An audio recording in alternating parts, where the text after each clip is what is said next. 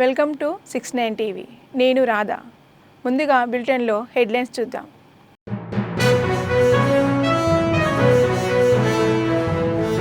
రాజధాని అమరావతిలో global mid సిటీని ఏర్పాటుకు ప్రభుత్వ నిర్ణయం. వైద్యం ఆరోగ్యంపై పవర్ పాయింట్ ప్రజెంటేషన్ ఇచ్చిన సీఎం చంద్రబాబు.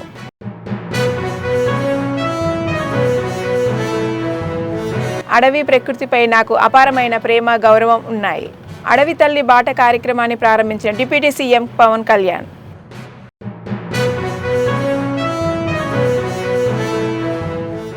ఏపీలో కూటమి ప్రభుత్వ పాలనలో మద్యం ఏరులై పారుతుంది. వైసీపీ హయాంలోని డిస్టిలరీలను ఎందుకు రద్దు చేయలేదని పేర్ని నాని. అమెరికా అధ్యక్షుడికి వ్యతిరేకంగా రోడ్డెక్కిన వేలాది మంది ప్రజలు. డొనాల్డ్ ట్రంప్, మస్క్ నిర్ణయాలతో వాణిజ్య యుద్ధాలు జరుగుతాయని ఆందోళన.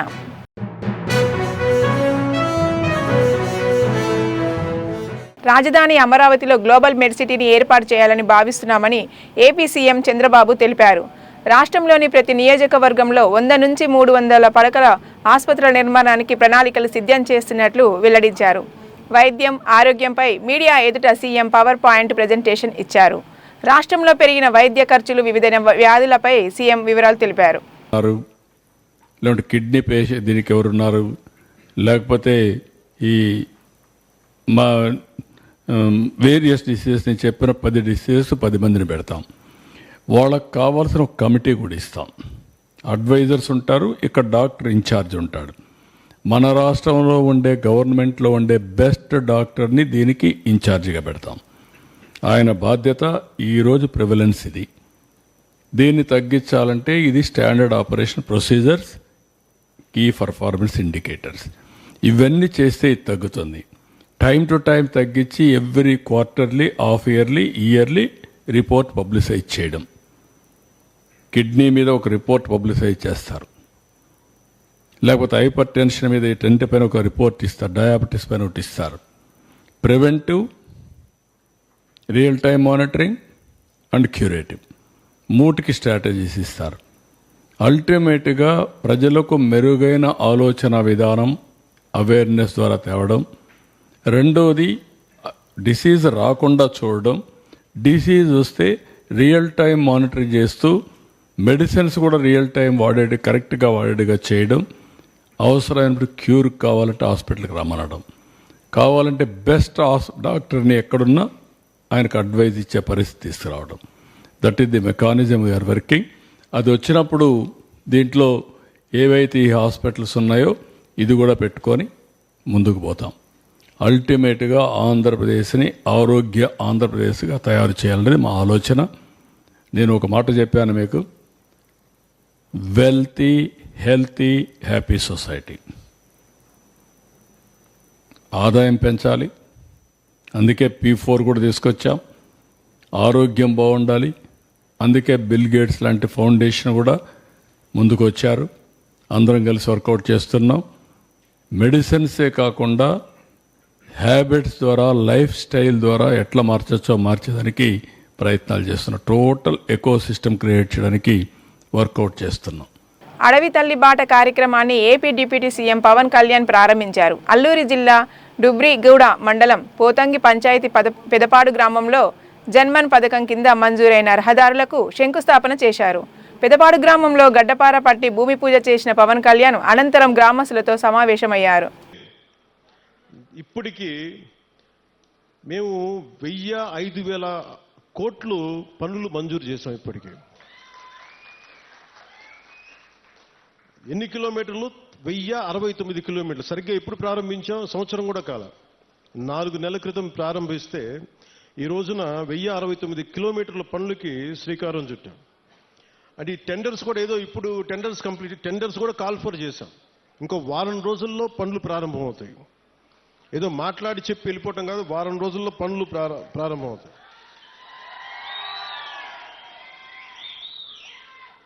అంటే ఎవరికి ముందుగా ఈ రోడ్లు అంటే ఎవరికైతే అత్యంత particularly vulnerable group, tribal groups ఉన్నాయో వాళ్ళకి చేరటానికి, వాళ్ళకి చేరువవ్వడానికి, వాళ్ళకి చిన్నపాటి సౌకర్యం కల్పించడానికి మా ప్రయత్నం. కూటమి ప్రభుత్వానికి ఇక్కడ ఓట్లు రాలేదు. ఓట్లు పడకపోయినా మీకు బాగోగులను చుట్టానికి మేము ఉన్నాం. ఇక్కడ ఓట్ల కోసం రాలేదు. ఓట్ల కోసం అయితే నేను ఇక్కడ అరకు ఎంపీ గారి పేరు నేను చెప్పక్కర్లా, అరకు ఎమ్మెల్యే గారి పేరు నేను చెప్పక్కర్లా ఇక్కడ. కానీ ఇది ప్రభుత్వం, పార్టీలు మారుతూ ఉంటాయి, కొత్త ప్రభుత్వాలు వస్తుంటాయి, కానీ మనం ఎవరు శత్రువులం కాదు. మనందరం విభేదాలు ఉంటాయి, భావాలు అంటే వైరుధ్యమైన భావాలు ఉంటాయి తప్ప మనం ఎవరు కొట్టుకోవడానికి సిద్ధంగా మనందరం కలిపి ఎవరు ఏ పార్టీ అయినా సరే కూర్చొని అభివృద్ధికి శ్రీకారం చుట్టాలి. దాంట్లో భాగంగానే ఇక్కడ ఇందాక పంచాయతీ ప్రెసిడెంట్స్ అందరూ కొంతమంది మాట్లాడుతూ ఉంటే ఒకటే చెప్తున్నాను. మేము రాగానే 13,326 పంచాయతీలకి 100 రూపాయలు 300 రూపాయలు ఉన్నదాన్ని మేము 10,000 25,000 చేసాం. ఇన్ని సంవత్సరాల్లో 30-40 సంవత్సరాలు కాదు, గత స్వాతంత్రం వచ్చినప్పటి నుంచి ఎప్పుడు ఇంత డబ్బులు పెంచలే. అది ఎవరు కూడా పంచాయతీలన్నీ గత ప్రభుత్వం పంచాయతీలు. కానీ ఇవేమీ ఆలోచించకుండా ప్రజలు బాగుండాలి అనే ఒక ఏకైక సదుద్దేశంతో మేము ఈ రోజున ఈ పథకానికి శ్రీకారం చుట్టాం. ఏపీలోని కూటమి ప్రభుత్వ పాలనలో ప్రజలు మంచినీళ్లకు అల్లాడిపోతుంటే మరొక వైపు మద్యం మాత్రం ఏరులై పారుతుందని మాజీ మంత్రి పేర్ని నాని విమర్శించారు. వైఎస్ఆర్సీపీ దిగిపోయే నాటికి గోదాంలో ఉన్న మద్యాన్ని టీడీపీ ప్రభుత్వం అమ్మిందని, గోదాంలో ఉన్న మద్యాన్ని ఎందుకు టేస్టులు చేయలేదన్నారు. వైఎస్ఆర్సీపీ హయాంలో మద్యంపై ఆరోపణలు చేసిన మీరు ఆ డిస్టరీలను ఎందుకు రద్దు చేయలేదని ప్రశ్నించారు పేర్ని నాని. లోకేష్ గారు పచ్చ ఛానళ్ళు, పచ్చ పత్రికలు పెద్ద ఎత్తున తప్పుడు ప్రచారం చేసిన సంగతి మనందరం కూడా ఇంకా మర్చిపోలేదు. మరి నిజంగానే వారు చెప్పిన మాటలు లేదా వారు చేసినటువంటి విషపు ప్రచారమే నిజమైతే వైఎస్ఆర్ కాంగ్రెస్ పార్టీ ప్రభుత్వం దిగిపోయేప్పటికి జూన్ మాసానికి అంటే అప్పటికే అంటే చంద్రబాబు నాయుడు గారు, పవన్ కళ్యాణ్ గారు అధికారం అంటే పొంది అధికారాన్ని చేజిక్కించుకున్న తర్వాత అప్పటికే రాష్ట్ర వ్యాప్తంగా ఉన్నటువంటి మద్యం గోడౌన్లలో అంటే స్టాక్ యార్డుల్లో ఉన్నటువంటి మరి మద్యాన్ని అంటే మీరేమో తప్పుడు ప్రచారం చేస్తారు, విష ప్రచారం చేస్తారు, మేము కల్తీ మద్యం అమ్మామని చెప్పని. మరి అదే కల్తీ మద్యాన్ని అదే మా ప్రభుత్వంలో ఉంచినటువంటి నిల్వల్ని మీరెందుకు అమ్ముకున్నారు? మీరెందుకు వినియోగదారులకి లేదా మద్యం వినియోగదారులందరికీ దాన్ని ఎందుకు అమ్మారు? అమ్మకూడదు కదా. మరి ఏం చేయాలి? శాంపిల్ తీశారా? ల్యాబ్కు పంపించారా? టెస్టులు చేశారా? ఇది కూడా లడ్డూ కథేనా? తిరుపతి లడ్డూ కథేనా? అంతే కదా. 14 లక్షల అప్పులు ఎలాగో, తిరుపతి లడ్డూలో పంది కొవ్వు ఎలాగో, ఈ మద్యం అంటే కల్తీ మద్యాన్ని వైఎస్ఆర్ కాంగ్రెస్ పార్టీ ప్రభుత్వం వినియోగదారులకి అమ్మింది అనేది కూడా అంతే సత్యం అనేది వాస్తవమే కదా. మీరేదైతే బూటకు మాటలు, తప్పుడు ప్రచారం అధికారం లేనప్పుడు చేశారు, అధికారం పొందిన తర్వాత కూడా పలు విషయాల్లో చేస్తున్నారు, ప్రజలు గమనిస్తున్నారు కదా. మరి నిజంగానే ఆ మద్యం కనుక తప్పుడు మద్యం అయితే మీరు దీన్ని ఎలా అమ్మారు? అమ్మిన వాళ్ళందరూ, తాగిన వాళ్ళందరూ బాగానే ఉన్నారు కదా. ఆ రోజు జగన్మోహన్ రెడ్డి గారి ప్రభుత్వంలో స్టాక్ యార్డులోకి వచ్చినటువంటి లేదా నిల్వ ఉంచినటువంటి మద్యాన్ని మీరు వచ్చాక కూడా అమ్మారు కదా. అమెరికాలో అధ్యక్షుడు డొనాల్డ్ ట్రంప్కు వ్యతిరేకంగా వేలాది మంది ప్రజలు రోడ్లపైకి వచ్చి నిరసన తెలిపారు. ట్రంప్, మస్క్ తీసుకుంటున్న నిర్ణయాల వల్ల దేశంలో ద్రవ్యోల్బణం, నిరుద్యోగం పెరుగుతున్నాయని ఆందోళన వ్యక్తం చేశారు. దాదాపు 50 రాష్ట్రాల నుంచి ప్రజలు ఈ ఆందోళనలో పాల్గొన్నారు. ట్రంప్ రెండోసారి అధ్యక్ష బాధ్యతలు స్వీకరించాక జరిగిన అతిపెద్ద నిరసన కార్యక్రమం ఇదేనని అక్కడ రాజకీయ వర్గాలు తెలిపాయి. ముందు చూపు లేకుండా ట్రంప్, మస్క్ తీసుకుంటున్న నిర్ణయాల వల్ల వాణిజ్య యుద్ధాలు జరుగుతున్నాయని ప్రజలు భయాందోళనలు వ్యక్తం చేస్తున్నారు. నల్గొండ జిల్లా చండూరు ప్రాంతంలో కల్తీ మద్యం మాఫియా రెచ్చిపోయింది. ప్రజలు ప్రాణాలతో చెలగాటమాడుతున్న ఓ గ్యాంగుకు చెక్ పెట్టేందుకు జిల్లా ఎస్పీ శరత్ చంద్ర పవార్ ఆధ్వర్యంలో చండూరు, నాంపల్లి పోలీస్ స్టేషన్ల పరిధిలో ప్రత్యేక ఆపరేషన్ నిర్వహించారు. ఈ ఆపరేషన్లోనే కల్తీ మద్యం ముఠా గుట్టురట్టయింది. కల్తీ మద్యం సేవించి ఆసుపత్రి పాలైన బాధితులు ఈ మద్యాన్ని తయారు చేసిన వారిపై కఠిన చర్యలు తీసుకోవాలని డిమాండ్ చేస్తున్నారు. ఈ ముఠా సభ్యుల కాల్ డేటా వివరాల్లో సంచలన విషయాలు బయటపడ్డాయి. ఈ ముఠాకు రాజకీయ నాయకులతో సంబంధాలు ఉన్నాయా అనే కోణంలో పోలీసులు దర్యాప్తు చేస్తున్నారు. ఖమ్మం నగరంలోని నేతాజీ నగర్లో నివాసం ఉంటున్న కాంట్రాక్టర్ కాసాని రవిప్రసాద్ భార్య చేతిలో హతమయ్యాడు. ఆదివారం అర్ధరాత్రి రవిప్రసాద్ భార్య లావణ్య మధ్య ఘర్షణ జరిగింది. లావణ్య రవిప్రసాద్ను నెట్టడంతో గోడకు తగిలి బలమైన గాయమై అక్కడికక్కడే మృతి చెందాడు. మృతదేహాన్ని ఖమ్మం ప్రభుత్వ మార్చరీకి తరలించిన పోలీసులు కేసు నమోదు చేసుకొని దర్యాప్తు చేస్తున్నారు. కాంగ్రెస్ ప్రభుత్వం కుట్రపూరితంగా కులగణనలో మున్నూరు కాపుల సంఖ్య తగ్గించిందని తెలంగాణ మున్నూరు కాపు సంఘం రాష్ట్ర అధ్యక్షులు కొండ దేవయ్య పటేల్ ఆరోపించారు.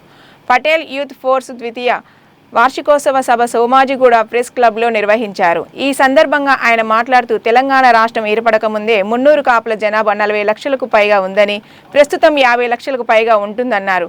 కానీ కాంగ్రెస్ ప్రభుత్వం చేపట్టిన కులగణనలో మున్నూరు కాపుల కేవలం 13 లక్షలు మాత్రమే ఉన్నట్లు లెక్క చూపించారన్నారు. కాంగ్రెస్ ప్రభుత్వం చేపట్టిన కులగణనలో లక్షలాదిగా తమ సామాజిక వర్గానికి మాయం చేశారన్నారు. మేనిఫెస్టోలో ఇచ్చిన హామీ మేరకు కార్పొరేషన్ ఇవ్వకపోగా ₹1 నిధులు కూడా కేటాయించలేదన్నారు దేవయ్య పటేల్ యాదవ్.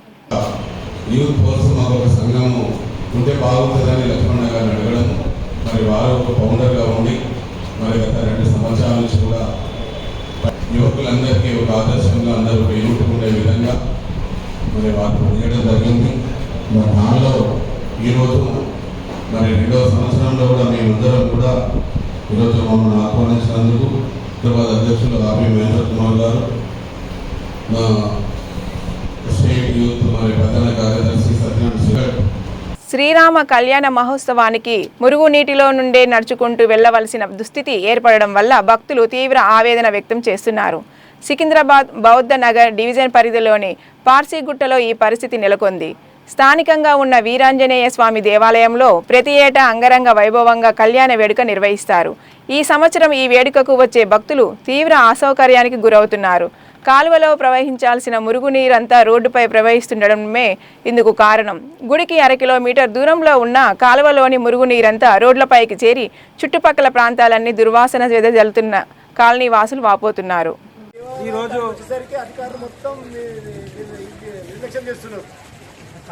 ఈరోజు శ్రీరామనవమి సందర్భంగా new Ashok Nagar Parchigutta urban development committee ఆధ్వర్యంలో గత 15 రోజుల నుంచి రాములవారి కళ్యాణం ఉన్నందుకు రాములవారి గుడి ముస్తాబు చేసుకొని ప్రతి ఏటా అంగరంగ వైభవంగా జరిగే ఈ యొక్క పార్చిగుట్ట వీరాంజనేయ స్వామి దేవాలయం ముందు ఇలా గత 10 రోజుల నుంచి నాలా కొన్ని పొరలం జరుగుతుంది. దీనికి సంబంధించి అధికారులని, దీనికి సంబంధించిన డీసీని కానీ, మున్సిపల్ అధికారులను కానీ, స్థానిక కార్పొరేటర్ని కానీ 10 రోజుల నుంచి వాళ్ళని వేడుకోవడం జరుగుతుంది. అయ్యా, ఇక్కడ శ్రీరాముల వారి కళ్యాణం ఉంది, ఆ కళ్యాణానికి ఇలా మోరీ డిస్టర్బ్ అయితే భక్తులు రావడానికి కానీ దేనికన్నా కానీ డిస్టర్బ్ అవుతుంది అని చెప్పి స్థానిక మున్సిపల్ అధికారులు కానీ, స్థానిక కార్పొరేటర్ని కానీ అందరినీ మా బస్తీ కమిటీ నుంచి వేడుకోవడం జరిగింది. వాళ్ళు వచ్చి తూతూ మంత్రంగా వచ్చి ఏదో మేము చేస్తాము, అది చేస్తాం, ఇది చేస్తాం అని చెప్పి చెప్పుకోవడమే తప్ప ఇంకా ఏం చేయడం లేదు. ఈ రోజు మరి కళ్యాణం ఉంది, అన్నదానం ఉంది, శ్రీరాముల వారి ఊరేగింపు ఉంది. మేము ఎలా చేయాలని చెప్పేసి మేము ప్రశ్నిస్తున్నాము. స్థానిక కార్పొరేటర్ అయితే అసలు ఆమెకు కార్పొరేటర్గా చెప్పుకోవడానికి అర్హత లేదు ఆమెకి. ఇంత జరుగుతున్న ఇక్కడ ఈ బౌద్ధనగర్ డివిజన్లో ప్రధానమైన గుడి ఈ గుడి రాములవారి గుడి, ఇక్కడ కళ్యాణం జరుగుతుంది అని ఆమెకు తెలిసినా కానీ మరి ఇంత జరుగుతున్నా కానీ వీళ్ళు ఎట్లా కళ్యాణం చేస్తారు, మరి దీనికి ఏం చర్యలు తీసుకోవాలని అసలు స్పందన లేదు. స్థానిక బీజేపీ నాయకులు ఏదేమున్నా కానీ వచ్చి మేము అది చేస్తాం, ఇది చేస్తాం అంటారు, హిందుత్వం అంటారు. మరి ఇంత గుడి జరుగుతుంటే ఇట్లా కళ్యాణము రాములవారిని ఎట్లా ఊరేగింపు చేయాలి, ఇక్కడ అన్నదానం జరుగుతుంది, భక్తులు ఎట్లా చేయాలి? మరి తక్షణమే మీరు వచ్చి ఏదైనా జిహెచ్ఎంసీని పిలిచి, ఎమర్జెన్సీని పిలిచి ఏదైనా పరిష్కారం చేద్దామా అంటే అసలు ఏం పరిష్కారం చేయదు. కమ్సకం ఫోన్ కూడా లేపుతలేరు. దీనికి కార్పొరేటర్ కానీ మళ్ళా ఇప్పుడు రాబోయే జిహెచ్ఎంసీ ఎలక్షన్లో కార్పొరేటర్ అసలు మా బస్తీకి వచ్చి ఓట్లు అడిగే హక్కు ఉందా? పాలకులు మళ్ళా ఏది బీజేపీ నాయకులు మేము అది చేస్తాం, ఇది చేస్తాం అని చెప్తారు. వాళ్ళు ఎట్లా వచ్చి ఓట్లు అడుగుతారు? దీనికి తక్షణమే సంబంధిత అధికారులు ఇప్పుడు 5 నిమిషాలల్లా దీన్ని మీరు చొరవ తీసుకొని ప్రత్యేక సిబ్బందికి, ఎమర్జెన్సీ సిబ్బందికి తెలిసి ఇది క్లియర్ చేయకపోతే మాత్రము తీవ్ర పరిణామాలు ఉంటాయి. కార్పొరేటర్ ఇంటి ముంగడ కూర్చుంటాము, ఎమ్మెల్యే ఇంటి ముంగడ కూర్చుంటాము అని చెప్పేసి మీ అందరికీ డిమాండ్ చేస్తున్నాం. తక్షణమే మీరు స్పందించాలని చెప్పి చెప్తున్నాం. బులెటిన్ ముగించే ముందు మరోసారి హెడ్లైన్స్ చూద్దాం.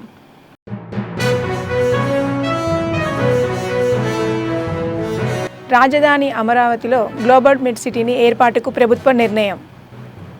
వైద్యం, ఆరోగ్యంపై పవర్ పాయింట్ ప్రజెంటేషన్ ఇచ్చిన సీఎం చంద్రబాబు.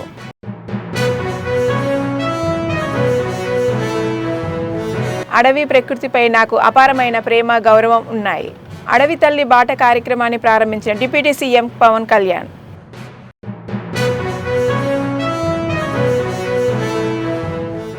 ఏపీలో కూటమి ప్రభుత్వ పాలనలో మద్యం ఏరులై పారుతుంది. వైసీపీ హయాంలోని డిస్టిలరీలను ఎందుకు రద్దు చేయలేదని పేర్ని నాని. అమెరికా అధ్యక్షుడికి వ్యతిరేకంగా రోడ్డెక్కిన వేలాది మంది ప్రజలు. డొనాల్డ్ ట్రంప్, మస్క్ నిర్ణయాలతో వాణిజ్య యుద్ధాలు జరుగుతాయని ఆందోళన.